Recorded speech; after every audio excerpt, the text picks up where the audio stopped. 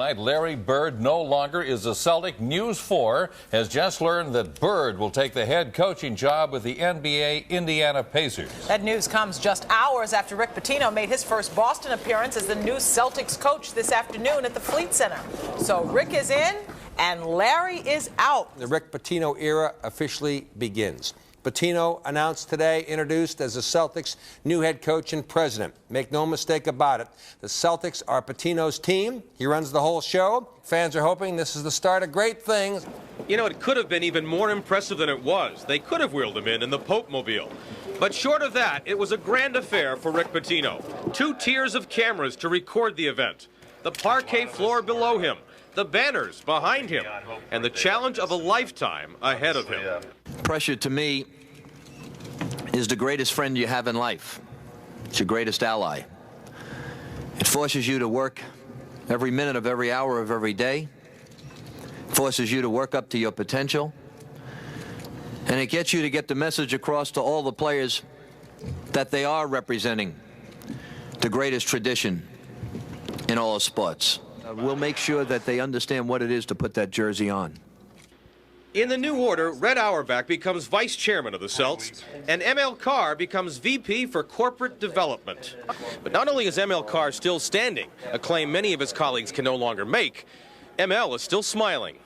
Obviously, there are other streams of revenue that you want to generate for this organization because, you know, ticket sales and all that will not keep up with the escalating costs of players and coaches. Pitino said he wants Carr to do the honors on draft day. Pitino said all the right things today as the Celts prepare to move forward. It did seem more like a coronation than a news conference, but Pitino handled it with style. Uncomfortable? No. I'm uncomfortable and humbled sitting below these banners, but I'm very excited to contribute to the raising of another one. Well, I think that everywhere he's been, he's obviously won. So as far as next year's concerned, he'll win some games. I don't know how many he's going to win, but before it's all over, I think he'll get the whole thing done. You know, Rick has been my choice all the way down the line. I never dreamed that we would get him. Well, since 1950, the Celtics have met Red Auerbach, but he too will have a new role and title. Red will now be vice chairman of the board. But as Bob Newmeyer tells us, Red seems energized by the Celtic changes. Red Auerbach will be 80 years old in mid-September, and he has seen it all, from the glory of 16 championships to the humiliation of the recent 15-win season. It hurt me a lot, because it's not like me to be associated with a loser. Coach Auerbach is the top of this tradition. Red admits he sees a little of himself in Rick Pitino, a champion of conditioning, of defense, and of fast-break basketball. Does the hiring of Rick Pitino then rejuvenate you in any way? Does it restart your engine even at your age? You know, that's a good question, and the answer is yes, Bob.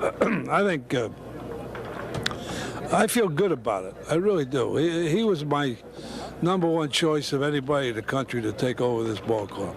Red Auerbach could be the first to tell you that he has a big ego. So I would think does Larry Bird, so does Rick Pitino, so do all successful people.